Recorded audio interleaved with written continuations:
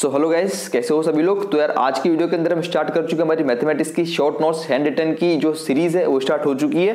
आज की वीडियो के अंदर हमने जो चैप्टर लिया है वो है वेक्टर्स और 3D। दो चैप्टर को इंक्लूड कर लिया क्योंकि दोनों चैप्टर के एक ही यूनिट है, तो मैंने सोचा एक ही यूनिट के अंदर दोनों चैप्टर को ले लेते हैं। ठीक है, मैं यहाँ पर खड़ा हूँ साइड में, यहाँ पर आपकी स्क्रीन के ऊपर इस जगह जो शॉर्ट नोट्स है जो मेरे हाथ में मैंने बनाए हैं, इसका पेपर का पूरा एक फोटो स्क्रीन आपकी यहाँ पर आ रहा है। ठीक है, और साथ ही साथ के अंदर इसको डिस्कस करते जाएंगे, आप लोग स्क्रीन के ऊपर देखते जाना। और वीडियो को पूरी खत्म होने के बाद आपको क्या करना है, नीचे जाकर पीडीएफ की मैंने लिंक दे रखी है, शॉर्ट नोट्स की पीडीएफ की लिंक जो कि आपको चैप्टर वाइज मिलेगी। अभी वाली की इन दोनों चैप्टर की मैंने आपको नीचे दे रखी, जाकर डाउनलोड कर लेना, उसको पढ़ना है ढंग से। ठीक है, और साथ ही साथ के अंदर इंस्टाग्राम और टेलीग्राम और साथ ही साथ के अंदर मैं बात करूंगी कौन कौन से टॉपिक ज्यादा इंपॉर्टेंट है। ठीक है, और वैसे मैंने नोट्स के अंदर लगा रखे हैं जो जो इंपॉर्टेंट टॉपिक है वहां पे मैंने लिख रखा है वेरी वेरी इंपॉर्टेंट या फिर इंपॉर्टेंट या फिर स्टार मार्क लगा रखा है। ठीक है, तो समझते चलते देखो, पहले बात करूंगा किसकी, वेक्टर्स की। देखते चलो, हाँ हो सके तो कॉपी और पेन निकालो, जो मैं बोल रहा हूँ वो इंपॉर्टेंट टॉपिक्स जो वो लिखते जाना, बेनिफिट हो जाएगा। ठीक है ना, स्टार्ट करते हैं। वेक्टर्स के अंदर देखो, पहले बात करूंगा आपको फिजिकल क्वांटिटीज कुछ दे रखी है इसके अंदर, स्टार्टिंग में कुछ इंट्रोडक्शन आपको दे रखा है। वेक्टर्स का ज्यादा इंपॉर्टेंट इतना है नहीं।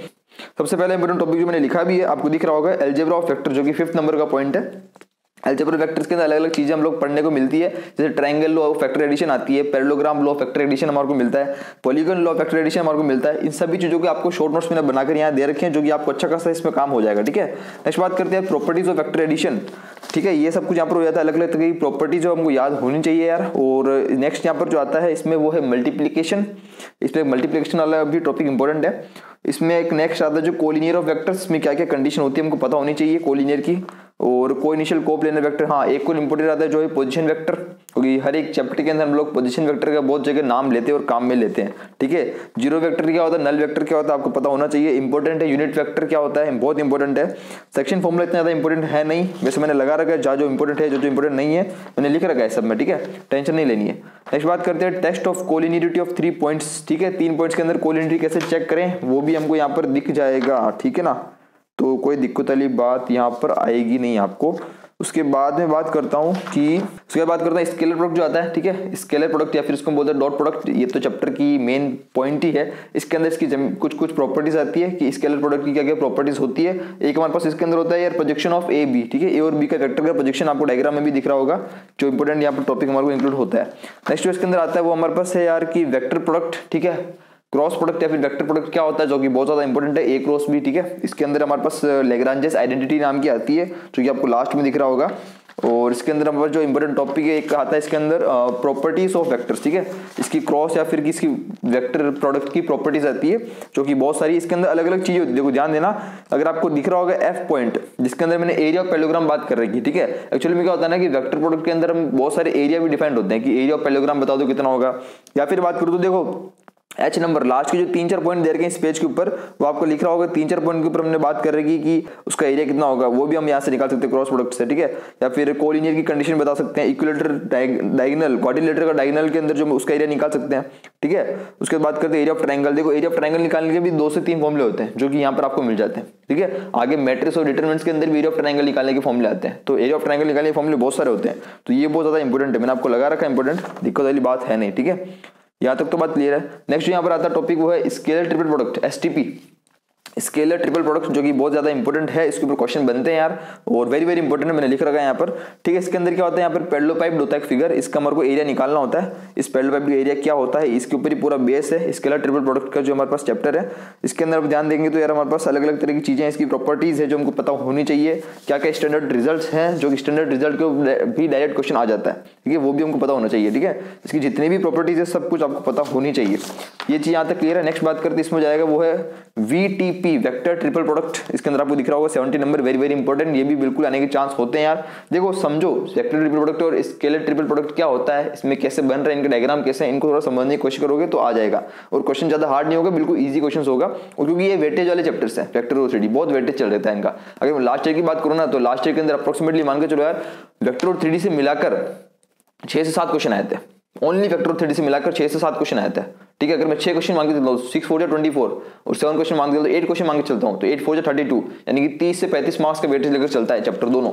इसके अंदर आता है फिर नेक्स्ट जो है 80 नंबर कोप्लेनरिटी ऑफ 4 पॉइंट्स है, वो भी थोड़ा ज्यादा इंपॉर्टेंट नहीं है। देखो इसमें लिख रहा है कोप्लेनरिटी ऑफ 4 पॉइंट ज्यादा इंपॉर्टेंट नहीं है, फिर रेसिप्रोकल सिस्टम ऑफ वेक्टर कुछ इंपॉर्टेंट लास्ट के दिए 2-3 टॉपिक इतने ज्यादा इंपॉर्टेंट है नहीं, पर तो भी मैंने आपको कुछ यहाँ पर चीजें एक्स्ट्रा भी ऐड की है ताकि हमको ओवरऑल सब तरह का नॉलेज होना चाहिए। अगर कोई भी पूछ ले भी इसको क्या बोलते हैं तो नॉलेज सबको होना चाहिए।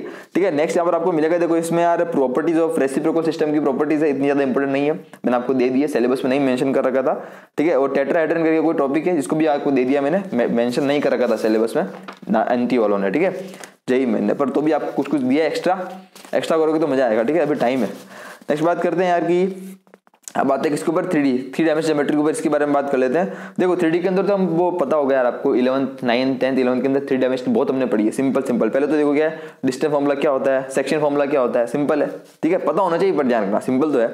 ठीक है, बात करते हैं ट्राइंगल का सेंट्रोइड ट्राइंगल के सेंट्रोइड का कोऑर्डिनेट क्या होते हैं वो हमको पता होना चाहिए, सिंपल x1 + x2 + x3/3।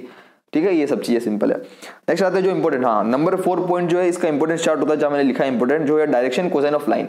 एक लाइन है उसका डायरेक्शन कोसाइन क्या होता है ये आपको पता होना चाहिए। ठीक है, लाइन का डायरेक्शन कोसाइन हम कैसे निकालते हैं, क्या होता है cos theta cos alpha cos beta cos gamma. LMN क्या होता है, डायरेक्शन कोसाइन, डायरेक्शन रेशियोज क्या होते हैं, इन दोनों के बीच में रिलेशन क्या होता है। यहाँ से चैप्टर की स्टार्टिंग है 3D की। देखो 3D के अंदर चैप्टर बात करूँ तो देखो 3D का चैप्टर हमको पता है कि बहुत ज्यादा लेंथी है, सबसे लेंथी चैप्टर यही होता है 3D का। इसके अंदर कितने फॉर्मूले, पर एक चीज तो गारंटेड है, ये फॉर्मूले हैं बस, और कुछ नहीं है, फॉर्मूले ही है बस, याद कर लो, रट लो फॉर्मूलों को, खत्म चैप्टर, कुछ भी नहीं है इसके अंदर।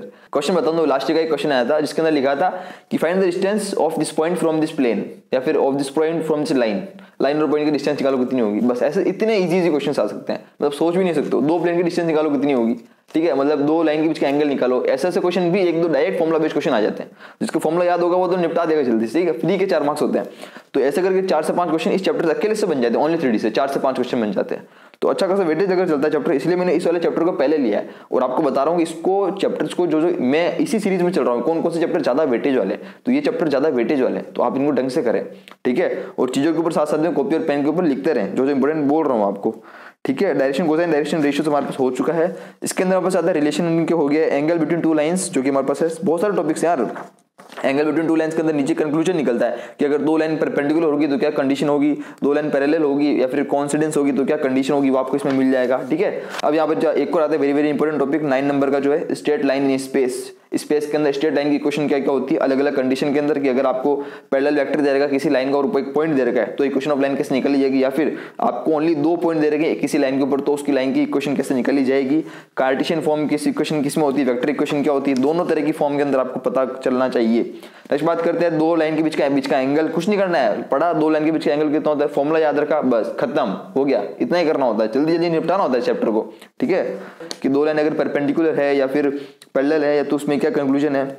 नेक्स्ट जो इंपॉर्टेंट आता है वो है स्क्यू लाइन या फिर non coplanar line. Skew line बहुत ज्यादा इंपॉर्टेंट है, क्या स्क्यू लाइन की कंडीशन होती है। ठीक है, डिस्टेंस कितनी होती है स्क्यू लाइन के बीच में या फिर पैरेलल लाइन के बीच में डिस्टेंस कितनी होती है, बहुत इंपॉर्टेंट है। एक और हमारे जो लाइन के अंदर इंपॉर्टेंट आता है वो है image of point with respect to line as a mirror. मैं एक लाइन है, इस लाइन को मैंने मान लिया ये मिरर है, अब मिरर के ऊपर मैंने एक पॉइंट रख रखा है, अब इस पॉइंट की मुझे नीचे इमेज निकालनी है, तो उस पॉइंट की जो मिरर के अंदर जो इमेज आ रही होगी एज ए मिरर मान के, वो ये जो कॉन्सेप्ट होता है पूरा, इस कॉन्सेप्ट में आपको ब्रीफ दे रखा है, ये पॉइंट नंबर 13 आपको दिख रहा होगा, तो ये पूरा आपको पता होना चाहिए कि क्या कॉन्सेप्ट इसके पीछे लगता है। ठीक है, इसके ऊपर डायरेक्ट क्वेश्चन आता है कि ये पॉइंट है, ये लाइन की इक्वेशन है, एज ए मिरर मान के इसकी इमेज निकालो पूरा। ठीक है, नो टेंशन, आगे आने वाले वीडियोस के अंदर इसके कॉन्सेप्ट के ऊपर क्वेश्चन के बारे में बात कर लेंगे, टेंशन मत लेना, अभी तो ओनली शॉर्ट नोट्स आपको दे रहा हूँ, इसको पढ़ो ढंग से। नेक्स्ट बात करते हैं कि यार 14 नंबर जो है प्लेन स्टार्ट होता है 14 से। लाइन के अंदर तो इंपॉर्टेंट यही था, प्लेन के अंदर और ज्यादा इंपॉर्टेंट है कि प्लेन क्या होता है, इनफाइनाइट 3D फिगर होता है, जनरल इक्वेशन ऑफ प्लेन क्या होती है हमारे पास पता होना चाहिए, वेक्टर इक्वेशन, इसके अंदर भी कार्टेशियन इक्वेशन क्या होती है, equation of plane when passes through 3 collinear points, 3 point आपको दे दिए प्लेन के अंदर, इक्वेशन ऑफ प्लेन निकालनी है, कैसे निकालते हैं, डायरेक्ट हमको पता होना चाहिए फॉर्मूला, डायरेक्ट हमको इक्वेशन याद होनी चाहिए, बस डायरेक्ट वैल्यू रखेंगे आंसर निकल जाएगा। ठीक है, इंटरसेप्ट फॉर्म क्या होती है, ठीक है, तीनों एक्सिस के बीच में प्लेन की इंटरसेप्ट फॉर्म क्या होती है ये हमको पता होनी चाहिए। Equation of plane when distance from origin in unit normal vector plane is given, एक प्लेन से आपको यूनिट नॉर्मल वेक्टर दे रखा है, ठीक है, तब हमको इक्वेशन ऑफ प्लेन निकालिए, तब हमारे पास इक्वेशन ऑफ प्लेन क्या आती है, क्या होती है, सब कुछ होना चाहिए। या फिर coordinate of foot of perpendicular from origin, ये आपको पता होना चाहिए, बहुत इंपॉर्टेंट है। एंगल बिटवीन दो प्लेन के बीच का एंगल हमको निकालना आना चाहिए, इंपॉर्टेंट है। राइट फॉर्मूला याद रखो यार, दो प्लेन के बीच का एंगल कितना होता है, cos theta equal to n1 का वेक्टर अपॉन n2 का वेक्टर अपॉन n1 का मैग्नीट्यूड अपॉन n2 का मैग्नीट्यूड का होल मॉड्यूलस। सिंपल होता है, ज्यादा कुछ हार्ड नहीं होता, दोनों कंक्लूजन आपको पता होना चाहिए। उसके बाद करते हैं angle between line and plane. Line और प्लेन के बीच कितना एंगल होता है, इनकी क्या कंक्लूजन है, थोड़ा का रिवर्स प्रोसेस है, किसका रिवर्स है किसका नहीं है, कंफ्यूज नहीं होना है, बस याद करना है, रट लेना है इनको सबको, फॉर्मूला को गोल के पी जाना है, यूं ग्लास के अंदर पानी डाल के इनको गोल कर पी जाना है बस, ठीक है। Distance between point and plane, point और प्लेन के बीच का डिस्टेंस, जो कि डायरेक्ट लास्ट क्वेश्चन आया था, डायरेक्ट फॉर्मूला यूज करना है, 2 लाइन के अंदर आंसर आता है बस। Distance between 2 parallel plane, equation of plane with passing through intersection of 2 plane, बहुत इंपॉर्टेंट टॉपिक है कि 2 प्लेन के इंटरसेक्शन से तीसरा प्लेन निकल रहा है, तो इसकी इक्वेशन क्या होगी, डायरेक्ट इक्वेशन है, याद रखना चाहिए हमको, ठीक है। इसके अंदर जो नेक्स्ट टॉपिक है वो है कोप्लेनरिटी ऑफ लाइंस, 2 लाइंस की कोप्लेनरिटी की कंडीशन क्या होती है, जो हमको पता होनी चाहिए, बहुत इंपॉर्टेंट है। और इसके अंदर भी लास्ट आता है जो कि पहले लाइन के अंदर भी था, कौन सा, image of point with respect to plane, ठीक है। वही प्लेन को मैंने एक जैसे मिरर मान लिया, जैसे मैंने लाइन को माना था, उसके ऊपर पॉइंट पड़ा, उसकी मेरे को निकालनी इमेज, बिल्कुल सेम कॉन्सेप्ट है, कॉन्सेप्ट वही है, बस इक्वेशन बदल गई है, बस एक कॉन्सेप्ट को पढ़ लोगे दूसरा भी आ जाएगा, और ये कॉन्सेप्ट दोनों इंपॉर्टेंट है इक्वेशन वाले, ठीक है। तो यहाँ तक की बात तो पूरी क्लियर हमारे पास हो चुकी है, ठीक है। तो यार बस यही था वेक्टर और 3D के अंदर। नोट्स आपको दे रखे हैं, पीडीएफ नीचे दे रखी है, चाहो जाकर डाउनलोड करो, देखो उसको पढ़ो, पूरा गो थ्रू हो जाओ एक बार नोट्स से कि कैसे क्या नोट्स है और उसमें क्या आपको देखिए क्या सही लगा है क्या, कमेंट सेक्शन में जरूर कमेंट करके बताएं। और जो नेक्स्ट हमारे पास चैप्टर आ रहा है वो मैं बात करूंगा किसकी, कॉनिक सेक्शन की, ठीक है। आपको पहले से बता देता हूँ, नेक्स्ट जो चैप्टर आ रहा है वो है कॉनिक सेक्शन की। एक दिन के अंदर 1 से 1 पूरी यूनिट कवर कर देंगे, ठीक है, भले इसमें 1 या 2 चैप्टर कितने भी आ रहे हो, ठीक है। तो मिलते हैं बस अगली वीडियो में, तब तक के लिए अपना ध्यान रखो और पूरा आग लगा देनी है, ठीक है। नेक्स्ट टू नेक्स्ट वीडियो आ रही है, लगातार करते रहो, पूरे मेहनत में लग जाओ, बस करेंगे मिलेगा, ठीक है। तो बस चलते हैं, पढ़े नीचे नोट्स चाहो जाके देखो, पढ़ो और क्वेश्चन लगाते रहो, करते रहो प्रैक्टिस, मेहनत करते रहो। सब अच्छा होगा, बाय बाय, टेक केयर।